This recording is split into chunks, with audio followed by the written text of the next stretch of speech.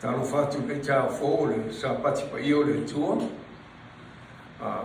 Ile tato kalesia i nei Utah, ma le kalesia fo i Las Vegas. La tolo ngā lue ai, o le sio makalama o konfirmisi le tas. Ma tato talo le cha au i e whaamianga le tua. Mato te talo lo mato to ma. Whapa ia mai mato. Whapa ia la mato to tama. Whapa ia mato upu. Whapa ia mato foli. Ai siri lava. E whaso atu leo lo upu e ana i le mana o le ngangpa ia. E ana ia Yesu lo mato li whao. Amen. O le autua tato le sona i tai au nei o le whaso atu leo le upu a upu le tua. A whai tato te tangai le sona Pertania. O lo wha mawhaina le upu leo le upu i matai tusi ma mafa. O lo inga o le ngapa ia na whina ngaro ina ia tato whata waina le upu le atua i le tato le sona le tau nei. Ma le upu foi le tusai ma le tato le sona e te tau an tato whaso atu i te mata.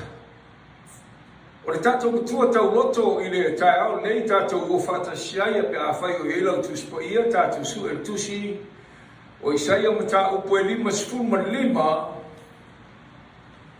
ni o lon fai upu sifuru ma tasi. E whapea fo i la upu whafonga mai o tōmutou mai tau maina le whaupunga le ale atua por whetalainga le atua. E whapea fo i la upu my word. E anu watu i lo mutu e le fo i fua mai a tea.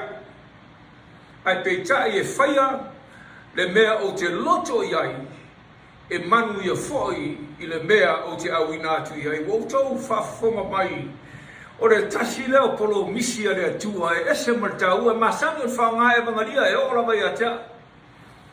Stemi lava i aso la o le amateina o e vangaria o le tasi leo mau tapa o te whaitau ina ono polo misi a le atua whetalai le atua o la upu a watu la upu i whafo i whafonga anga tangata. E le foi fua mai ai foi mai manifua. O whai ne mangalia ia ua i se tasi taimi. Whai sa pati umalawa. Tolu masina o whai. Ai, uma e mangalia. Nā tasi tangata baptiso. No mantui na ilo maulea. E le foi fua mai la upu. E ui lava e tasi tangata baptiso tulou lava. I le sauninga rea no whaia. Ai, whamai lea o ngā tuspa. Ia whapei wha tatou masani e fia le mano ni mano o angelu langi i le tangata i toa tasi e salamo. E rau whainu merara. A tonu ia sauninga na whai whapitoa lava mo le tangata lea toa tasi. A wapole ato te leo tangata. E ui la foi e tāua i le atua le seselenga teni. A o tangata i toa tasi e salamo mai le upo le atua. E fia whatasi le langi i le nā tangata. Ori angeru aisa, ona ua i loe angeru a ngāra tō ngaluanga i aso whaiso. So sonia i le ngaka ia o le tua o le na musmusuina tangata na. O le upu le whanga i tatu le sona i le na o se upu. O le whaso atu o le upu lo no wingo le whaso atu leo Yesu ke risu. E oi la veisi fatuso ai Yesu i te tono o tato le sona. Ma se lau is fatuso lo tau mai whenga inga tuai ma whenga inga fōu e fatu. Tino ia Yesu lo tato li. A ole upu lo upu ole ingoa lea po le swafa leo Yesu. Ole upu. Tato fai tau tusi whaaringa ma tau upu. Sfulmana iwa lon fai upu sfulmana tas. Asiwa i tatu spa ia sei wha maonia le whamtalanga len tau atu. O mai ai ode le apostolo, sulmarima sultasi, na uloa atu fo I langi wa avanoa, whauta na so fio mai sua manola lang. O le solfanua sina o le ti ai fo I wa ingoa o I ol whamaoni manmoni. Ara upu rea, e ta ua I le ngana e le ni o le word, o le logos. O le upu lea o ti e lunga o solfanua sina e sauni e fio mai malperu mai. E sele ai le titania ai sele ai foi malseito. I laso e fio mai e Yesu. O no inga o fai tau sao lava. E ti e ai foi leo e ngoa o le upu. That's Jesus' name. He is the Word of God. O le upu ale atua, le whamai tatou le sona, I le autu, e tatou te whaso atu, le upu ale atua, ai le upu lea, o Yesu le upu, ma le upu whai lea, e ese ma le powerful, upu lea lo tau ma tuspaia. O le upu ale atua, siri atu lon malosi, malona ma tau tia I leo seisi lama mea, ale tau mai whengai fau, o I whengai tuai. Na fetalai le atua tulai mai, fetalai le atua tulai mai. Fetalai le atua tulai mai, na al fetalai lava tulai mai.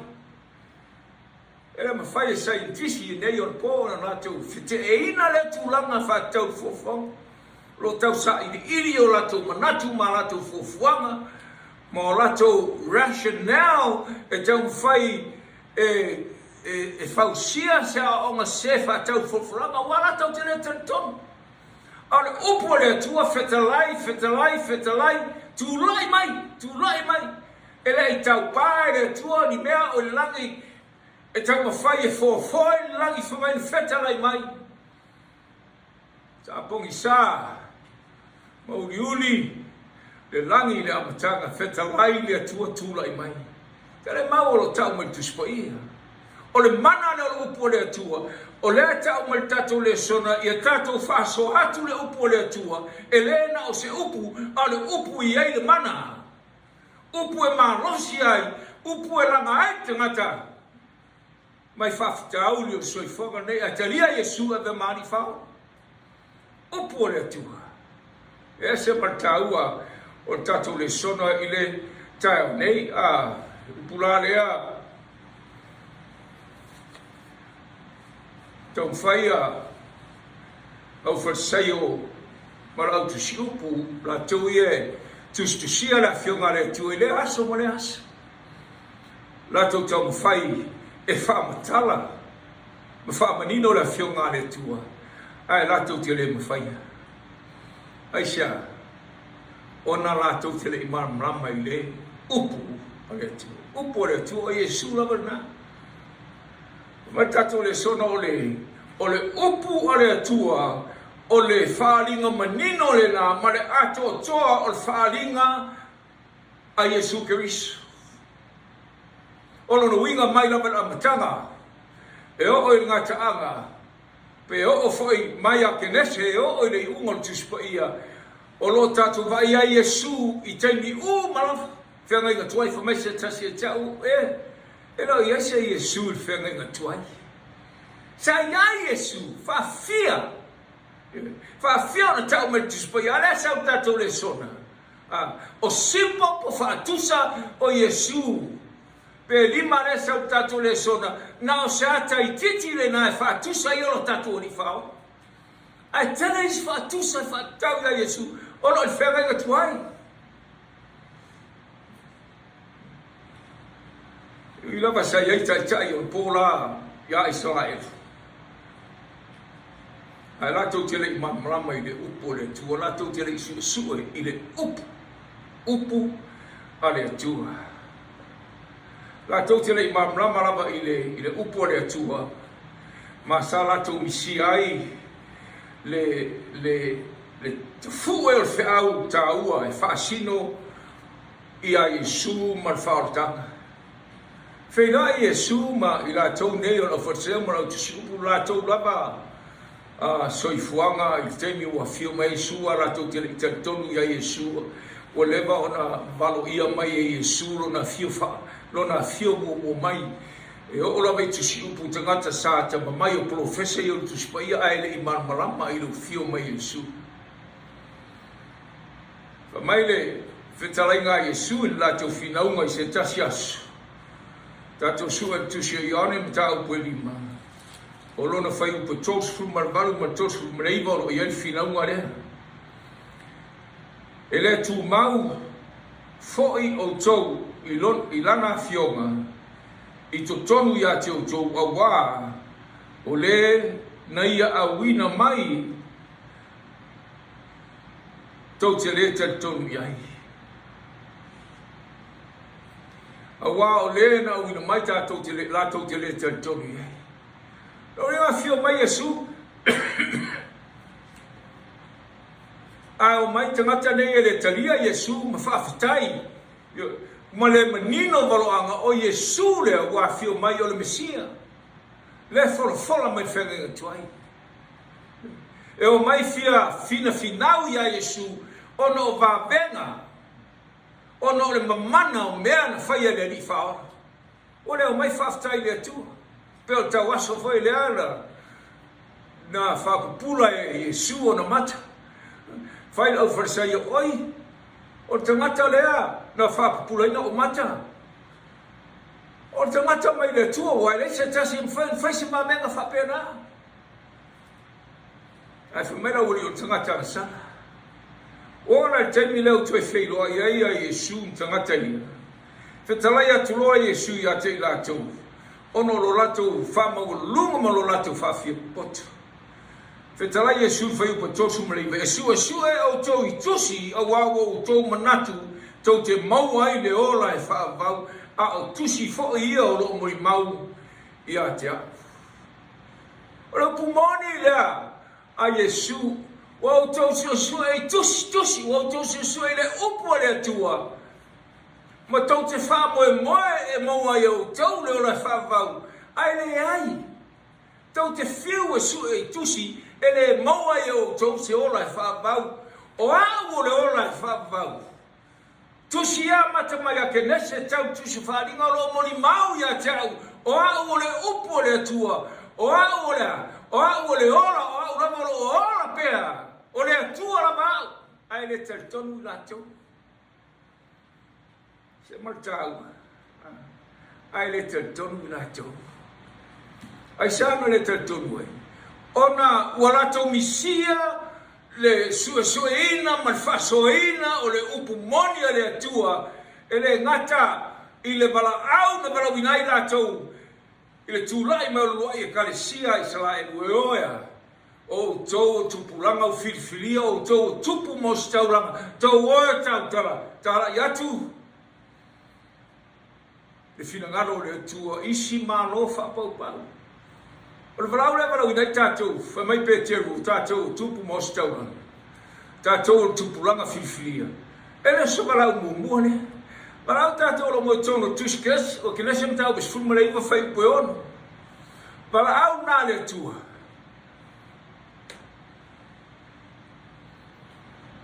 ka valau mumua le atua ia te ila te ue mai tangata ma whangara mai tuspaia o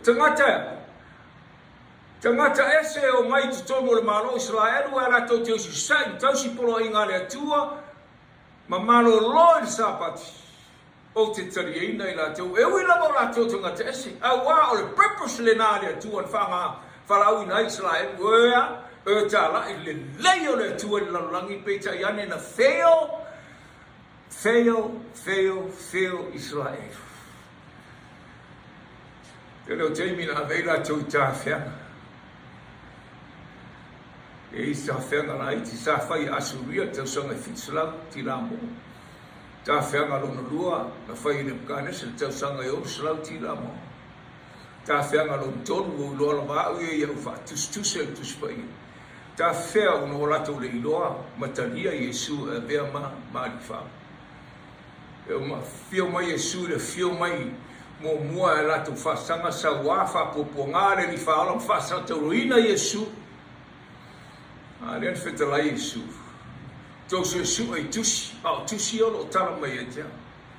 A finau la wali I mawhai atu o mātou o whanau o mose o mātou foi o whanau o Abramo. Fetalai Yesu ia te ilatou ana whai o tau o whanau o mose I tau te tali tonu mai o au lea na malo ia mose tūla I mai o na pōne. Ana whai tau ta tonu I Abramo pe a whai o tau o whanau o Abramo. Sa o iai I le taimi o Abramo. O mea nana I tai tangata nei. Le malama tangata I misiona a Yesu na fio mai e whaia I lanu nei au alo tatu whaotanga. Fio mai Yesu finaunga ia marau whalsaiu e le iese tusi pa ia o le whenga inga fō. Na tusi pa ia o le whenga inga tuai. Ilei Pusfusia le whenga inga fō ma tu whātasi tusi lau apostol. Mana tau na tusi le whenga inga fō. E fio mai la Yesu tasi lava le tusi pa ia le whaonga Yesu. O le whenga inga tau, whenga inga tuai. O le whenga inga tuai o le tusi tā ai.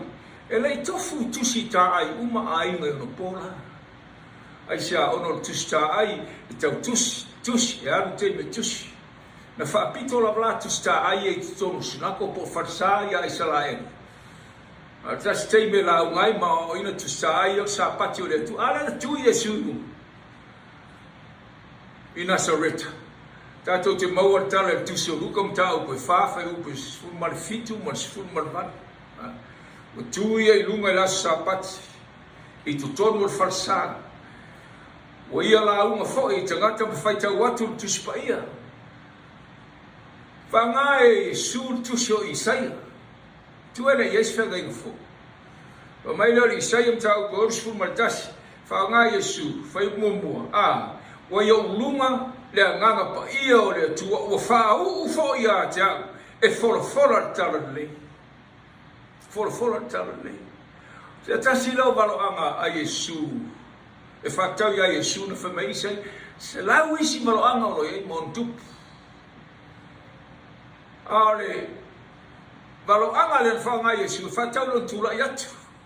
Ai whaonga Yesu whenga inga tuai. Whamaini si wale au ngā whenga inga tuai. Amaru au loa mar whenga inga tuai. Ele mawhai o le mamnama I le ala o whaotanga. O le malosi o ala o whaotanga lea. E whetalai ei le tua I le whenga inga tuai. Tātou wā, tātou whaso atu le upu I le awala sa. O ele mwhawhau tātou whaso ina le upu pe awhai tātou te le marmrama I le upu a le atua. Tō tele nisi whamei, whai tau tuspai o marmrama le tuspai o se si mea tala iai. E whamau mo le ai. Lo whamai tuspai e eini se whai tau I le tusi pa ia ai whai tau I lo latou lama malaia. Asi o tusi Ioane. Tu lo lava. Tusi o Peteru mta au po tonu.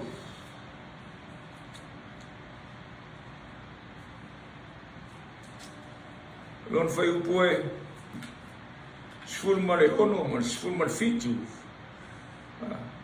Whapea ona tusia umalava, o lo talaina nei mea.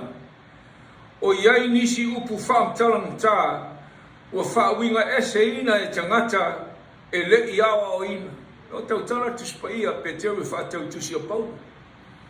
E iai isi mea whaamtala ngata I tusia Paulu, o Paulu o tangata ata mai tele na. Au o whaariliu e tangata. Tangata e le iawa o ina. Te whamaina, o tangata e le ngata e le ia o ina, au tangata e le whatu mawina.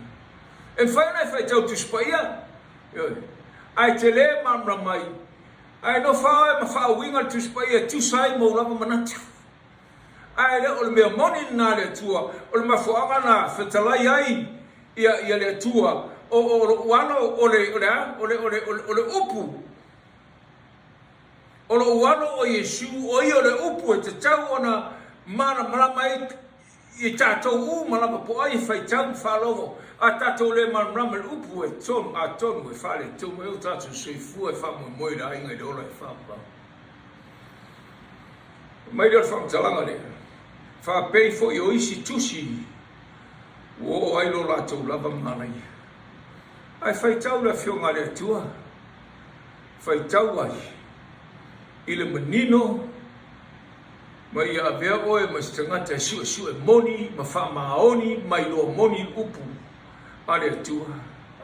E o ai le malaia, le tau me tuspaia, e o ai lo tatou malaia, pe a whai ser tatou sue, e ta ua sue tuspaia, e le ngata sue, ai e ta talo, i a whamatalaina i le ngapa ia mea umana wolo iai. Ina ia marmalama, i le upo le atua le whaasua atua, e le marmalama i le upo le atua, i le eise mana, le eise manosi, i a tatou talaina. Ese mata uole o nga ngā le tua ma le whaupunga al tatou le sona ni te. E o lava le tenu e Yesu, e o lava i so, e le i marmarama nisi i le upo le tua. E le i marmarama nisi i le upo le tua. O tau silafia, e foi mea na tuku la fe valu selau fasu malfa. Tō tele tangata sa whanau noa. Mana matua whanau noa lava ono le manrama i la whionga le tua. Na rato whatari a Yesu, ai lea whio mai Yesu. Tu sai ma waloanga o William Miller. Mana inisi, o tātou le kare si asfitu, o tātou ia, na tātou balo ia le whio whanau mai Yesu, le afe vatsarau whasu malfa. Ai lea, o whapipi i fua i tātou, o i la i fua le kale si asfitu. Ai lo le kale si asfitu na whai al balo amal na. O le whai whao baptiso sua whai amina. O ian whai al balo amal na whasi sei na le lau rangi o tangata. O na e sao le balo amal teimi lua afe, tō se lau a whiafi mtai au wha tau sanga. E a matai le whaam sinonga i rangi. Ai le a whio mai Yesu, o i nana whawai vai tangata. Whai ngō whia na whawai vai tangata. Ka whai lato te le marmalama i se mea. O te le aula au ia, il tūlanga na whawai vai pa le marmalama. Ai le marmalama fisili. Ai ei whai so manatu i se mea. Tu mau mai fisili ma sue. A wale upu le ale tu e moni man wha maoni. O e musumusuina o e tia kolo whawai vai la i o nau sere baro angaluina o sere tua. Kere whai atu foi a te utu le tua se. Musumusunga na te moni. Ma tiapura. Na se atua le ma whawai vai e reisi ma fuanga e whawai vai e fu ma lotu mai alu lotu seisi lotu. No foi te tonu le kale si e whasao ai le whawhitauri ma le manatu leu tūlai mai pe mata e sao pe se o nana ma fuanga. O nana ilo ai na isa ngata pe tō walu tō iwa. Anu sifulima tausanga o lato te talo. Sa ili la whionga le tua e ao ina i a lato walu upu i o tusi o whalinga mta upu e sifu. Na whaari iei le atua. Mana o kaltau sanga na whaari iei le atua. E sao le aso o whaapsidonga. Ai ser mafuanga. So tele la nisi no toe ilo ma ilo ina baroanga. Na foi mai tonu a vea ilo le ma members o le kalesia a le atua as fitu tūlai mo le kalesia o e ua tutoe le whanau o le fitu. O e tausi polo inga, ma whātua tua ia Yesu Kirisu. Ai le na o pau na o whāno noanga o lo tau mai tono tu spai. O tō sila fiaina, te tasi o whāno noanga sili la fo ina lo tau mai tono la fionga le tua. O le tae ao lo wai aso, to e tu Yesu. O to e tu Yesu, e iai so e tō lua. Na la manatu o la to e foi i o la ua ainga. E to e fais fe au te tau. Awa o le tau nulo la tu wha mo e Yesu lea. O maliu. E to e tu mai. O nisi e le tel tonu. Na maranga ai i la ua ne lo mo e tonu tusi o luka mtau ko lusful marfa. Tatu su e iai li tala le ese man matango fie se tatu whalo longo iai. Fai tau iai whalo longo iai. Luka mtau ko lusful marfa.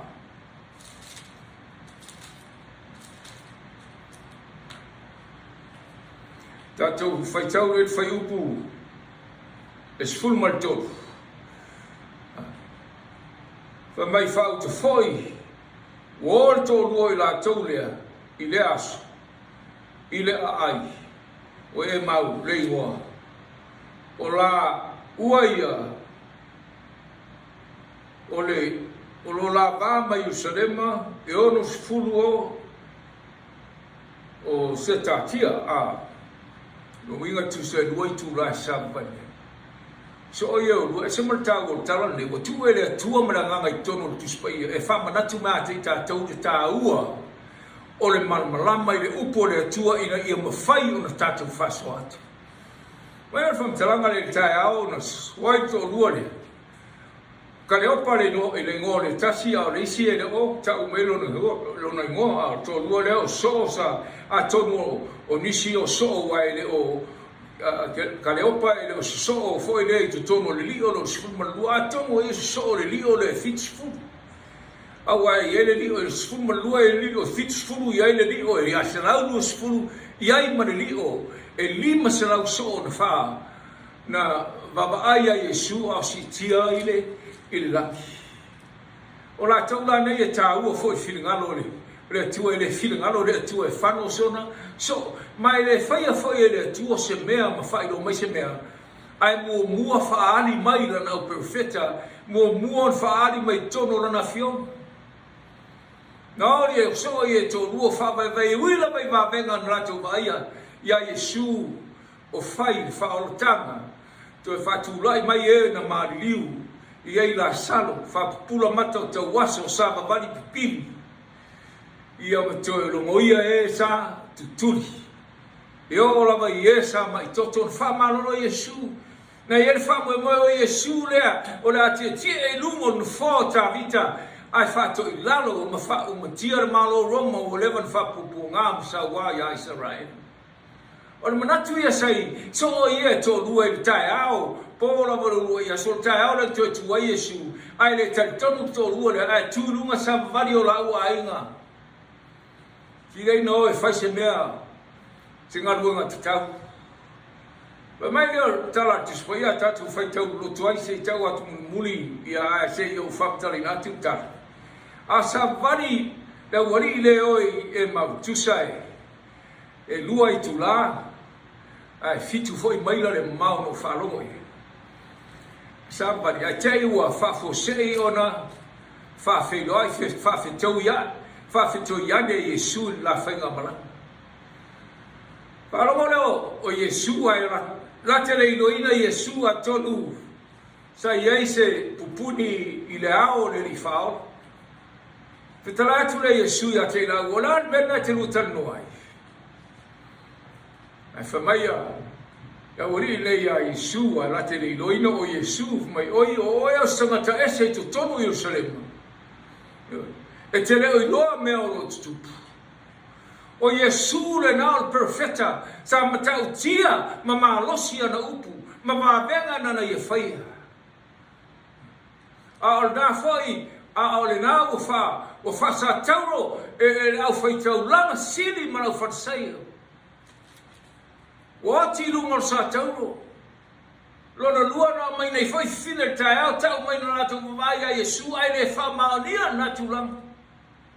O tani le ara wari lea, e le nofora wari lea, e wha tani seis wha maoninga, a o sa wari e li liwese o la vai mawhoi o la ua inga, o give up i ngarua ngā le tu. E le wha pena ai lea, tātou mistake, tātou te babe give up. Talai te spui e tātou tu mau se i o loti.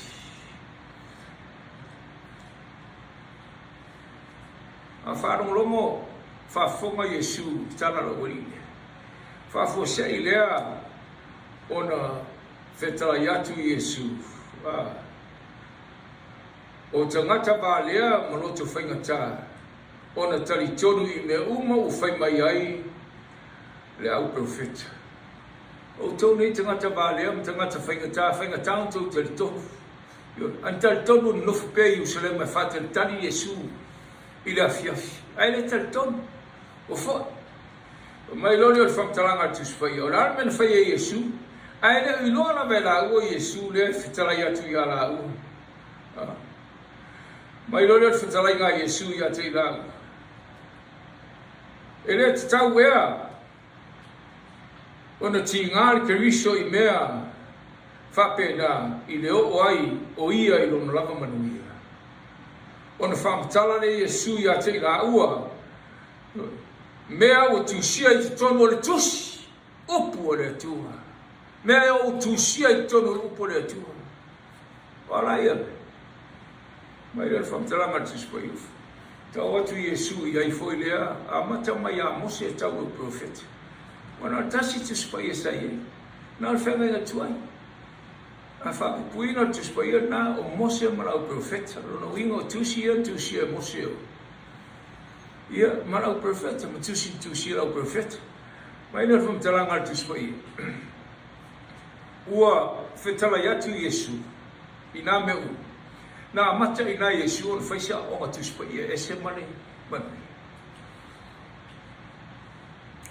te lua marama ia I mea na fai mai ai mose maranga o profeta fa tau ia tau valo anga tu spo ia are sa tatu le sona o sipo siapo up fa tusa e fa tau pe fa sino ia Yesu o io le la mepa ole la langi o io le marama la langi le mo tu slam tau saus fumaleva fai upue será uma o Yesu le la me pa fa marama ina ia ele ngata ilea e suati o tato vai io o le la me por tu spaia le ale tua e fa tau tu spaia o isi fa tu so tu spaia o la me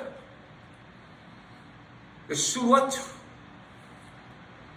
ale sulu la me pa o tato soifua ele ai se tasi fa ina tu sai foi ma tatu lava mo ma tau mai te mata le la me pa o suatu o Yesu fa tu so le gato la me a tonu fai atu Yesu ia te la ua foi ele ngato la mepa a o la fimu ele ngato la fimu a o samala ele ngato o samala o fatu por saito no luluina I lungo fanua ele ngato ilea o foira o foira manai mai langi o foira papa lo tanga tele mo fatusa o lo fatusa Yesu o fale fita fai o le tua e tele ni meo fenga inga tuai na tau Yesu la ori le ina ia lato mamna mai o lo na maliu malo tua tu mai o le meo wa uman fai no mai fenga inga tuai e le tua e mau e tutomo le upu a to mau aloa o no to wole tala ia tu mafaso atu le upu moni le tua le imamna mai o farsaio le foi le imamna mai te ngata safa te tali mfano noa il valanga William Mina o le foi le imamna mai so io Yesu ma fo anga nan fa vai me toi foi ai ina ora tu filai il tonu la fafe vala ulia le to lua Yesu e watu la tautia il tau maftanga ona fa wa lo mala o tamo Yesu la reto to stofi fai na Yesu fa untuma a tonu fetratu Yesu yo lo tino le nei fa mo muina moto o le waina lea o lo toto le nei fa mena fa mtalanga al tu spoia ona pupula le ora mata pula le ola mata le upo le tua o ne fa pe ana le ola o le tasi ele I mu e o ta loto a fetalaia o na ruese Yesu o nimo Yesu o umanga nga Yesu to luare o tatalaina ola o loto malu latari ina Yesu wala marama ne ya onga tuspo ye fenga toi fatau Yesu na la toi tu lunga ta mo e marfia fo Jerusalema ta o so o ma tu fe no ai malali fa ero tatu tiuti erna tatu o tau tamata o tatu fe no ai mai Yesu tatu li fa ese man matamufi. O ia o le la mepa, o le sulu le o tatou vai man rama i o tatou wara. Le ngata foi le o ia o le fitu au, a tatou su e tusi o Peteru, tatou te mau ai, Peteru e lua, ma tau mua fai upo sifun mareiva. O lo ia te tatou foi le upo le baloanga e sili o na mausali. E le lei o na outou nau iai e pei ole la mepa e mumu. I le mea poisa se ia tafa mai ata. Se ia alua e foi le fetu au i o outou roto. Whawhonga outou le ngalwanga Yesu. E whamai tusi o Peteru lama le. Lea, outou o tupulanga filifilia. Na walawina outou mai le mea poisa. Ma perfena walawina i tātou mai le mea poisa. Banganau tātou wawai le malamalama i le mea poisa. Ioe. Ane sau tātou maulea. O Yesu o le malamalama le lalolangi. O ia o le fetu wau. Sai tātou pauliuri. A malamalama atu le sulu a Yesu. O inan tātou teria Yesu. Wa mata na tafa mai ata o le tala lei. Wa tātou malamalama iti. Se yo le tu sao le fitu wau i le lalo roinga. Ina ia tātou tumu mātou toa. Ia Yesu. O ngā luanga na Yesu e amata kuisa. Tau tafa mai lea o ata i le vabeao ai tau pongisara mai titi a al whailonga na o amata o tātou tupu ai whale anga. No ole le sifurua i la uri o tu sao la. Le taimina suru mai la o marama me umarama. Taimi le nā e tūmu e o tātou lo. Tōna ngā luanga le nā. Ale marama. O si le whia mai tuso i Isaia.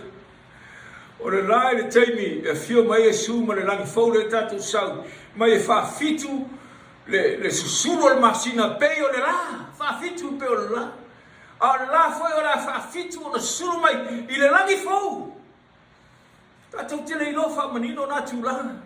Al tau ale na marmrama ele ngata marmrama mai tātou nei.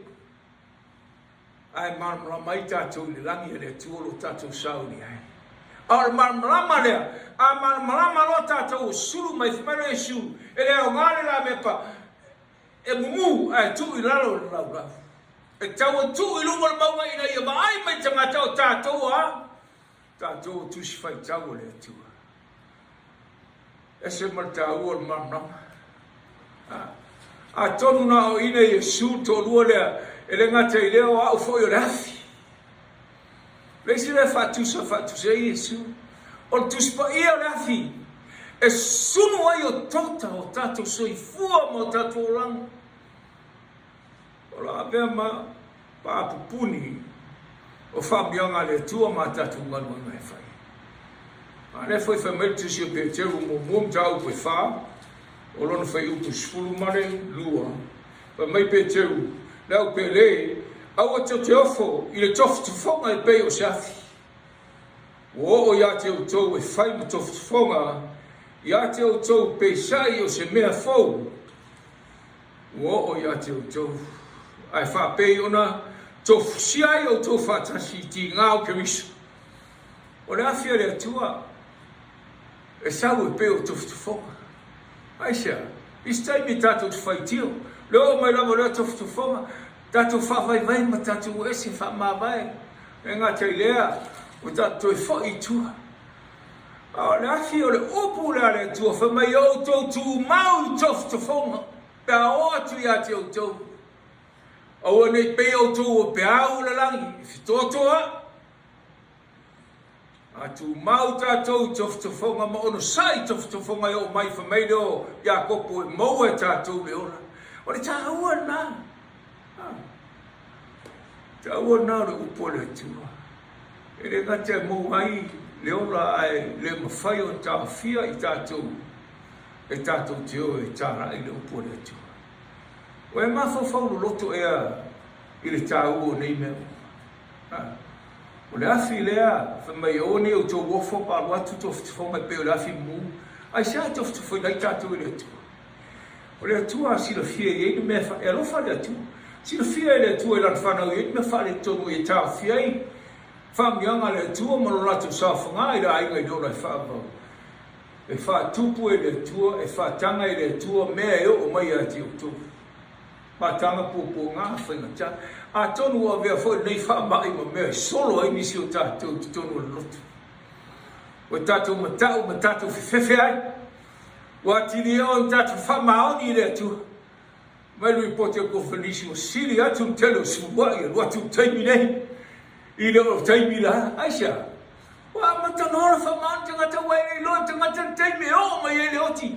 Ai tā ua tangata le whanguina o na ora mamara marama ma toi salamo o tangata le nae fia fia e le tua. O tangata e le salamo e le ai. E whanua ia. Iana ia rawa angasana. Tele mo o ngai Yesu na whai tō rua lea a matamari tusi o Mose au perfect. Ai nā o aina Yesu tō rua le pei wharau whatsai o lea na whia popoto ia Yesu o tō rua lea. Na tatana o la roto. You know, they had open hearts. They wanted to receive the blessings from God. Anau nau e. Fia mau whaamianga mai le tūna tano la roto. A leo whai mai la u ele I mū e ai o tā ua roto. Ana upu. Ua mū. O le mū o tuspai e le mū e le tusi e le atua o tātou roto. A le mū tusi e le atua. I lo roto malo roto. Whaingatara o tātou ngā wai I le atua. O la la ngana o e tuspai e le. O tele nisi e le mama mai. A tātou whai tau tusi o Timoteo. E ese matau. Timoteo. O rona matau pue. Lua Timoteo. Matau pue lua. Whai upo sifurma lima. Whai mai paulo I a Timoteo rona tari whareanga. E wha tau tusi lele upu rale tu. E tau whai na ia a vea oe, ma le o fia mai ai le tua. O le whainga ruenga e le ai se mea e mai. Nā te vai tonu ina tu spaia. Nā te vai tonu ina tu spaia. Ai vai tonu ina tu spaia. Fia le tua e tua. A fia le tua e tua. E le o fia pe o fia alo ai. Fia nisi o o. Ar fia ngā le tua, e le se me tasi e tau fia e le tua, e whamanuia mai lo orang. Ai le peo nisi, whafonga o tō tusi lava lea, lua Timoteo, tau koe tōru, uron whai koe fitu. E iei nisi, e leo te tala ino la tau lote whau, whare mai le upo le tua I te tonu I a te la tau. O nisi wa o ina e le au noa, whai pule fitu. Ai le au mawhai o na o ina I lo le nei o le upu moni a le atua. O whawhia. Aisha. E tae a lunga lo lato fia I lo Yesu. O le manatu, na o le ilo lava, all we need to know is know Jesus. That's all no. That's not enough. I want to challenge you with that. That's not enough. O le whamai tusi I ane se whamai wai loa Yesu, ai leo si stai la naupu. Pero rama le. So it's enough to know Jesus? It's more than that. O se whamai wai loa ia ai leo si stai la naupu po ana polo inga o le pepelo rama le. O na isa tasi whawe moe la inga I lora whabau. E le usi sai le atua. E le isa tasi e eo eva ina nei.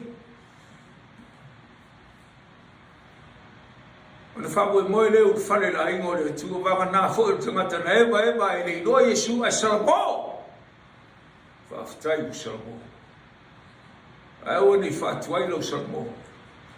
A wafa ua levara silfiina mana awa Yesu I a tioe o rarawa te whata le. Ma taane I. Fina ngano le tua e whaore ino e. E se matau o tala le a.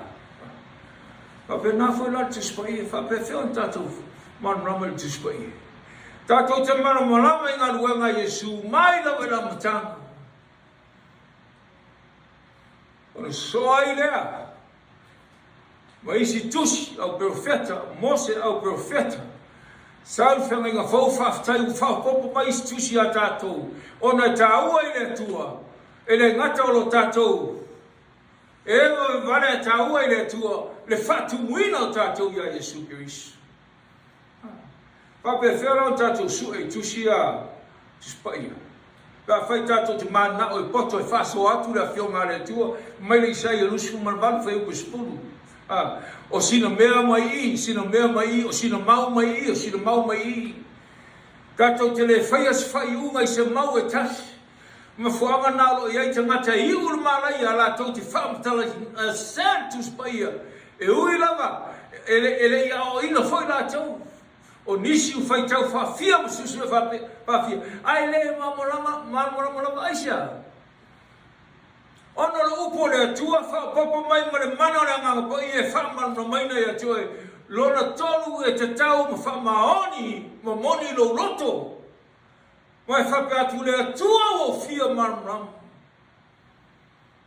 Le unuka, le namaranga mai Ierusalema e tue whoi I lona malo a Filipa. E nai lalo e pupito. Fai tau tusi e sai ni musuma tosi tolu ai le mamra mai. A talo i le tua whape wheo le mamrama. No i whanara ngeru ia Filipo. Au ngalua Filipo i leisi mea. Mai Filipo i aru ia, wheiloa i mare unuka nea. Ai au mai Filipo i unuka. O le unuka o te talalo no loto e whia marmarama i la whionga le atua. Se ei taimi whapena e te ora o lava i ai langona o e whia marmarama, o e whia inu, o e manao e marmarama, e suru atu i toni ate o e manao e rafi sunuina o toto o lo soifua, o e manao e fatua le atua e te toina i ate o e manao e tau sami ma tau mawhai le manai mai langi. Anen whetara Iesu. A tau le ai le manai manilangi. O au o le manai le manilangi. A tau le ai lo tini. E le se tasi o tau sawhangai la ai ngai leo le whapa. Ta ua tuspaia. O tuspaia tau ona tatou. A o ao sue iai. Ka mai tusi leo whaalinga tatou whaitau ina staimi o soa. O tia foi le I lumo le sol fanua sina o lona ingoa o le upu. Lea, whemai e Ioane mo mua mata upu. O Ioane mo mua o lona whai upu. Nau sua e tātou te whaitau. Le tāu o le upu o le tua. E le na o se upu. Whemai, saila matanga le loko, le winga le upu lo loko, le eleni o le upu. Upu loko, ale whai o le loko. Sai le tua foi loko. O le tua foi loko. O ia lava sai le tua ia matanga no wingo loko o le upu Iesu le. Sai le tua Iesu. Sai a matanga le tua a matanga foi Iesu. O ia lava sai le tua ia matanga na ia faia me uma lava. Ele ai foi se me tasi na faia ele faia eia. O ai la loko le. O le ana tau o le upu le, o le power. O le loko le na whetalai. O le loko o Iesu le, na tō whia I le tua Iesu ronado, e a vea ma whafonga whetalai. O a vea ma le fofoina li universa ma pāneta, e whia afe. O i o le fofoa. A tō sua tusi e peru tau ku mumua. E se martau, se tato marmama tiri I le upu neo loko ma Iesu. O le upu e mamana. O le mana lama leo Iesu. Ua wholofola mai a te tātou o tātou whaongaina le upu e mamana. E mawhai o le whaia so se mea. O mafu ama tātou e le tātou I sen. E masal foi pe tātou I titi. E peu mumua whai mumua se ialulani. O le atua. O le na whetalai mai ana mua. I o tātou to māra o profeta. Wa wina mai foi ia I tō mawhiti e sese. Whetalai mai o iai, ia te tātou I nei o na aso e ngatai. E ala I o na alo, o le o tō fia e ia e whai mea umamona tofi. Ina ia whai a foi, e ia mea umarafa tāua. Papetania, he is the creator of the worlds. E plural, lo winga, e na le langi e tasi o isi la langi tau silfia, e iai isi la langi lo iai. Fo whanga le tua. O ia, o Yesu, o le whawha. A whai o au, se tua e na tasi ala umalu ngai whai. Whasaro au, o toi whai a sisi la langi. O tele fia atua. A whai no la langi nen whai le tua. Ia, o winga no whanawha le tua, mato na fiu le tua. Ua o le tua le tatu, o le tua whawha. E le aise me ngata mai e limitless ana whawhanga. E te ngata ola I le langi temi nei ma whangana kuma te spaia unaua kiki mai lalo e le tua satani. Mai te spaia oi le langia mai oro no whai ori ia o tau au o tutuli mai lalo satani lalo nei. Tutuli mai hea mai tau e langi. Leo whia ngai nei tātou ma le taua ma satani. Ao, lalo langi, na isi lalo langi whai e Yesu whamai a. Ia fia ia o tau o sau lalo satani, pau nei o lalo langi whatanga I le tua o sau ai satani. E whai ana whai. Tau tila fia le tau o lalo langi nei. O wa o le tua o le fofo. Whamai ane o ia o le loko, o ia na whaia mea umanafa. Tau o lalo langi nei. Pau neo la langi fofonga miliona ispaneta ufai le tua. E alofa ia le tua ona na maliu ai lo na alo e tō tasi. O le a sauru malo le tua mani langi. Le no whari o le tua. O le a sau e vene la langi nei malau mua. E pūlea le atu lau mani universa. La tā ua tātou. Whata ua tātou I le tua. E maisi ai la tau e manu malo tana ladies. Na sa tātou tari. Kei toi whamaoni atu. Le mea leno tau ina atu I atu tu. Ona mene I whapese tahi. O pero ia o tu. Whatau ia Yesu. Ele ngato lalangi nei na fofoi Yesu. A Yesu lalangi fofoi Yesu. Kolo se mtau mo mofa I usful malon. Usful lima ma usful malon. O ye foi o tusa male atua. Ele vai, o Yesu tu só para tua família e se por mal eu família ele o se tua Yesu marangel ale família tu foi menino lá o ia tu só para tua ele o se me fao foi le avea o ia matua tu se Filipe mtau ko luo no winga ele então foi a sua fao pelo satani então foi a fao pule fao a tua mana e fia tua o Yesu ele então fao Yesu le pule lá o Yesu mas não tamo o Yesu le tua lá mas foi o Yesu lima o ia foi de tu só para tua ele vai o leu no tua o meu malava o feira awana feia Yesu o meu malava o mea I le langi ma mea I le langi, o mea I le vaia, o mea vaia, o no whali, mari sili, ma whai pule, na whaia e ia mea umalawa. Na whaia foi mo ai, na whaia foi mo iarawa. Wa umata tu tei. Au te whaftai la vau I o le su lea, le upo le tua le wa o mai te mine e tau tatu whasoa I nātu lala. Mai tō tele nisi ele o marmara mai. Tō tele nisi ele marmara mai. Ele o se mea fofo I le marmara mai. Ai a whai e tō ilo e oe ilo lava loto mai sau mai tono lava loto lo fia I loa marmara mai tu whamamara mai le tua I ate oe. Ai sa. O nau e te taratu lo loto o po Yesu te tūr whai toa mo tuitu I atu. O se te tala mai o teo fia o whane atu tō. E apa te tala no loto ne te ea. E sof pelo Yesu.